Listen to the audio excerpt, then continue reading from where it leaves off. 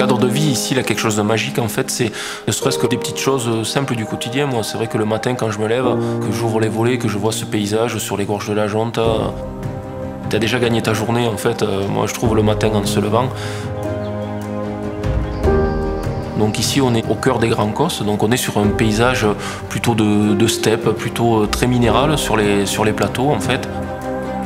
Des grandes steppes avec des chaos rocheux, des gorges, des grandes falaises, des forêts. Voilà, c'est vraiment très très chouette.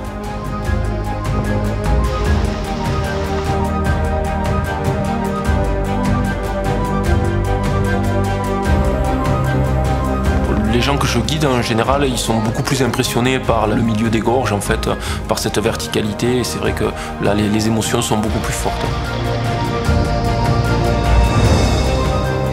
Bien souvent, les gens qui ne connaissent pas notre région, quand on les amène sur ce genre d'endroit, ils disent mais c'est en France, ça c'est chez nous qu'on voit ce genre de choses. C'est vraiment très très exceptionnel.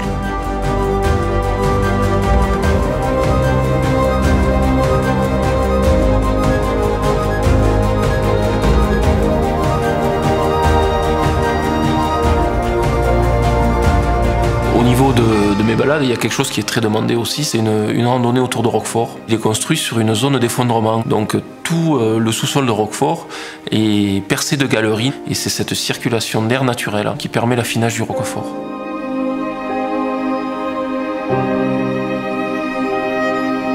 C'est en général des gens qui sont très très engagés, qui ont vraiment à cœur de valoriser au maximum leur travail.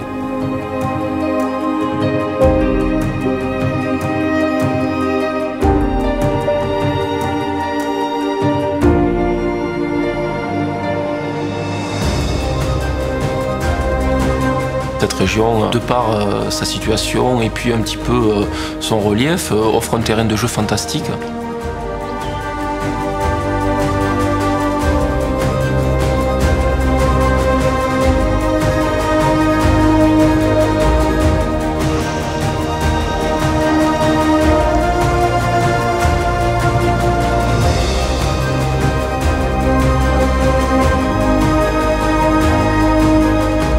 Donc c'est Natural Game, c'est vraiment le festival des sports de pleine nature et qui attire les meilleurs mondiaux dans chaque discipline et à la fois des amateurs.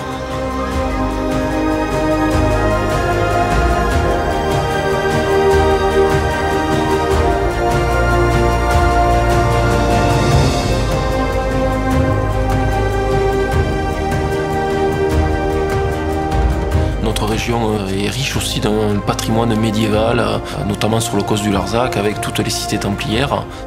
Personnellement, moi, je trouve que c'est très émouvant en fait, de se promener au milieu de tout ce petit bâti, d'imaginer comment les gens vivaient ici avant. On retrouve un petit peu dans tous les villages un patrimoine religieux très très important, que ce soit sur le Larzac ou même l'abbaye cistercienne de Sylvanès qui en est un très très bel exemple. Voilà, des grandes constructions et à l'époque c'était vraiment un territoire très très important et très très riche.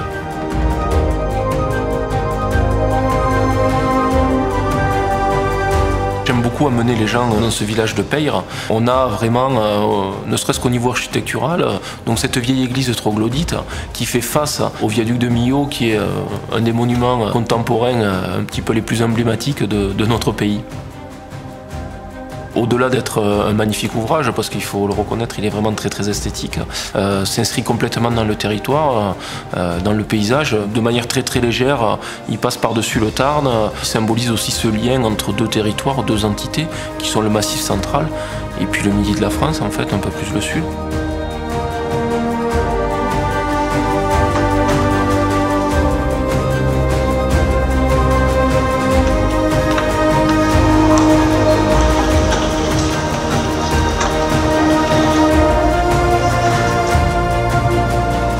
Pour moi, c'est très important de permettre aux gens de découvrir, de leur transmettre quelque chose et qu'ils repartent en ayant compris, en ayant des clés par rapport à notre région, qui nous passionne, qui nous anime, qui nous habite.